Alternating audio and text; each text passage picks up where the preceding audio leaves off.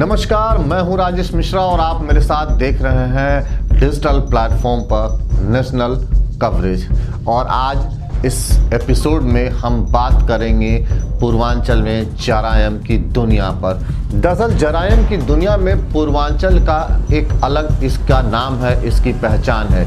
चाहे वो गुलशन कुमार की हत्या में प्रयुक्त होने वाला बमहौर का देसी कट्टा हो या फिर पूर्व विधायक सीपू सिंह की हत्या का मामला हो, पूर्वांचल कहीं ना कहीं जरायम की दुनिया में आके उस जिक्र में आ ही जाता है। या यूं कहिए कि जरायम की दुनिया की बात हो और उसमें पूर्वांचल का नाम ना आए, देश के किसी भी हिस्से में कोई घटना और पूर्वांचल का नाम ना आए, ऐसा संभव ही नहीं है। भरत नेपाली जैसे शूटरों की चहलकदमी से लेके गाजीपुर और वाराणसी के बीच में 20 बीघे जमीन को लेकर शुरू हुई मुख्तार और ब्रजेश गैंग की अदावतें की कहानी सबकी जुबां पर है। एक तरह से यूं कहें कि इससे कोई अछूता नहीं होगा। और इस पूरे पूर्वांचल के इस जिक्र के केंद्र में है आजमगढ़, वही आजमगढ़ जिसकी पहचान अल्लामा शिबली, नोमानी कैफी आजमी और राहुल सांकृत्यायन के नाम से भी है। लेकिन जब आप कहीं बात करेंगे तो ये बात भी जिक्र में जरूर आ जाती है कि अच्छा वही आजमगढ़, अबू सलेम वाला आजमगढ़। तो जी हाँ, ये वही आजमगढ़ जिसके नाम के साथ कैफी आजमी जुड़े हैं, तो इसके नाम के साथ अबू सलेम का भी नाम जुड़ा है। और आज जिस मुद्दे पर हम बात करने जा रहे हैं, जो खबर आप तक पहुंचाने जा रहे हैं, इसका जिक्र भी इसी आजमगढ़ की तासीर से जुड़ा हुआ है। और ये पूरा मामला ये यूं है कि जो जानकारी हमारे हाथ लगी है कि एक बार फिर पूर्वांचल में AK-47 की तड़तड़ाहट सुनाई दे सकती है। सेबोटाज जिसको कहते हैं कि राजनीतिक अदावत को लेके या राजनीतिक तौर पर किसी का नुकसान पहुंचाने के लिए खूनी गैंगवार हो सकता है। और इन सबों इस पूरी कहानी के बीच के जो इसमें मुख्य बिंदु होंगे या मुख्य केंद्र कह लीजिए, वो हो सकते हैं पूर्व सांसद बाहुबली रमाकांत यादव। तो रमाकांत यादव के ऊपर लाइफ थ्रेट का जो है वो आशंका है रमाकांत यादव को। और इसके लिए बाकायदा उन्होंने कई बार चिट्ठियां भी लिखी हैं शासन प्रशासन और सरकार को, लेकिन उस पर अभी तक कोई सुनवाई नहीं हुई है। ये जो पूरा मामला आ रहा है, इसको देखते हुए फिलहाल के दिनों में पूर्व सांसद रमाकांत यादव ने अपने इर्द गिर्द जो उनका निजी सुरक्षा घेरा है उसको काफ़ी तगड़ा कर दिया है, हाईटेक कर दिया है। और वो एक अपने जो निजी की सुरक्षा घेरा है उसमें अपने आप को महफूज रखने की कोशिश कर रहे हैं। हालांकि उनको सरकारी सुरक्षा की भी ज़रूरत महसूस हो रही है, जिसको लेके लगातार वो सरकार से और जिला प्रशासन से पत्राचार कर रहे हैं। उनको चिट्ठियां भेजी गई हैं, लेकिन उनका कहना है कि जानबूझ के ऊपर के इशारे पर उनको सुरक्षा नहीं दी जा रही है। जो सूत्रों से जो जानकारी लगी है और जो पूर्व सांसद रमाकांत यादव से हमारी बात हुई है, उससे जो बात सुन के आ रही है वो कुछ यूं है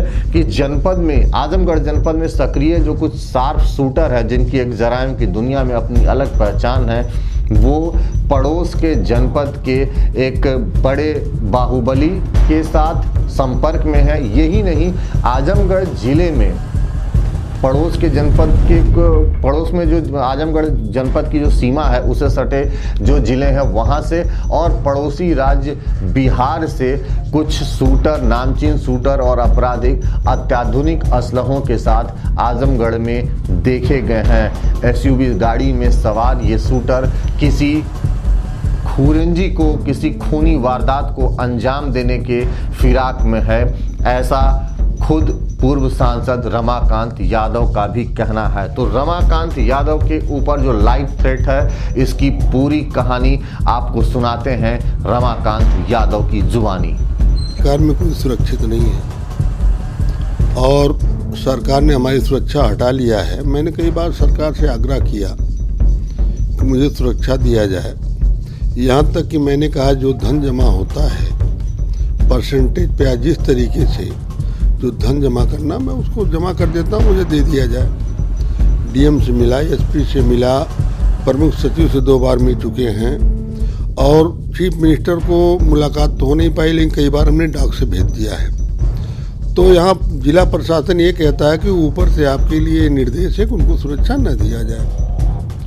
तो तमाम बातों को लेकर के जो इस तरह के अपराध बढ़े हुए हैं और आए दिन आजमगढ़ में ये तमाम बदमाश ऑटोमेटिक असले लेकर देखे गए हैं, उनके चलते हमने अपनी सुरक्षा के लिए सुरक्षा थोड़ा बढ़ाया है कि सभी लोग बिना चेक किए कोई अंदर न आ सके। हमने अपनी सुरक्षा के लिए किया है। अगर सरकार नहीं देती तो मजबूरी हमारी है कि हम इस तरीके से सुरक्षा अपनी बढ़ाएंगे और करेंगे। बनारस के, बिहार के, गाजीपुर के कुछ अपराधी जो ऑटोमेटिक AK-47 जैसे असले को लेकर चलते हैं, कई दिन देखे गए हैं। मैंने इस बात को अपने कप्तान से फ़ोन द्वारा बताया भी।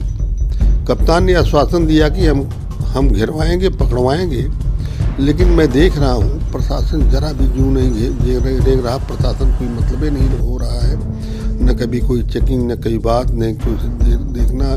अगर ये केवल जेल का मोबाइल चलना बंद करवा दें तो मैं समझता हूँ आजमगढ़ अपराधी आना बंद कर देगा, बारी अपराधी। और जितने भी अपराध हो रहे हैं जेल में, जो फ़ोन चल रहे हैं, फ़ोन के माध्यम से हो रहा है।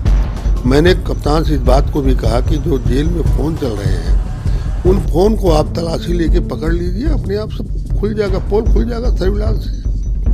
आपका तो फिर सामाजिक जीवन है, आपको लोगों के बीच में जाना है। देखिए, सामाजिक जीवन मेरा है, मैं जाता भी हूँ, जाऊँगा भी, लेकिन थोड़ा इस सरकार में इतना ज़रूर महसूस होता है कि सरकार की मंशा मेरे प्रति अच्छी नहीं है। कहीं भी मुझे तो यहाँ तक भी डर लगता है कि कहीं इनकी सरकारी फोर्स सादे ड्रेस में ये बदमाश के रूप में मुझसे भिड़ सकती है, यहाँ तक भी डर है।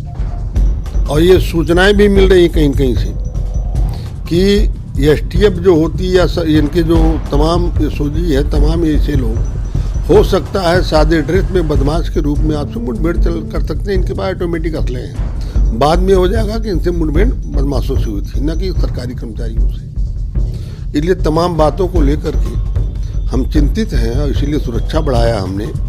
और क्षेत्र में जा रहे हैं, क्षेत्र में जाएंगे, लेकिन अब जिस तरीके से अपराधियों को बढ़ावा दिया जा रहा है वो अच्छी बात नहीं है हमारे लिए, प्रदेश के लिए, यहाँ की जनता के लिए। यहाँ कोई भी घटना, अप्रिय घटना किसी भी समय घट सकती है और सरकार चलते घटेगी, घटना घटेगी। मैं पूरा ब्लेम सरकार पर लगाता हूँ और जिला प्रशासन पर लगाता हूँ। तो ये तो एक तरह से निजी खुन्नस वाली बात हो गई। क्या निजी दुश्मनी निकाल रही है सरकार या जिला प्रशासन? अगर निजी दुश्मनी न निकालती तो मैं समझता हूँ मुझे अब तक घर मिल गया होता, सुरक्षा मिल गई होती। मैंने यहाँ तक भी कहा कि जो पैसा जमा होता है, धन जमा होता है, मैं उसको जमा करने के लिए तैयार हूँ, जमा कर दूंगा, लेकिन मुझे सुरक्षा दिया जाए।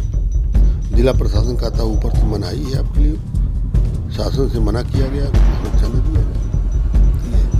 काफी सवाल। अगर आपके पास सांसद रमाकांत यादव के अपने सोर्स हैं, उनके पास अगर ये सूचना आ सकती है कि अपराधी सक्रिय हैं अगल बगल के राज्यों का आधुनिक रहे लेके, तो क्या कप्तान जिसके पास इतनी बड़ी व्यवस्था होती है, उनका इंटेलिजेंस फेल्योर है, उनका जो IB वो काम नहीं कर रहा, आप उसको उनकी नाकामी मानते हैं? पुलिस का जो सूचना इकाई है उसकी नाकामी मानते हैं? देखिए, नाकामी मानते हैं तमाम घटनाएं। जैसे अभी कल जो है 40 लाख की खेती हो गई 2 बजे दिन में, नाकामी भी है।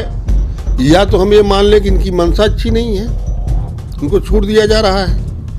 क्योंकि जब मैं स्वयं कप्तान से बता रहा हूँ कि इस तरीके से लोग देखे जा रहे हैं और सक्रिय हैं, ऑटोमेटिक AK-47 असले लेकर देखे जा रहे हैं आजमगढ़ की सड़कों पर, कहीं जेल के पास, कहीं टौरा के पास, कहीं हरिवंशपुर में, तमाम जगहों पर देखे गए। मैंने इसकी सूचना भी दिया है। प्रशासन क्या कार्रवाई करती क्या नहीं मेरे देखने में मालूम रहा कोई कार्रवाई कर रही है।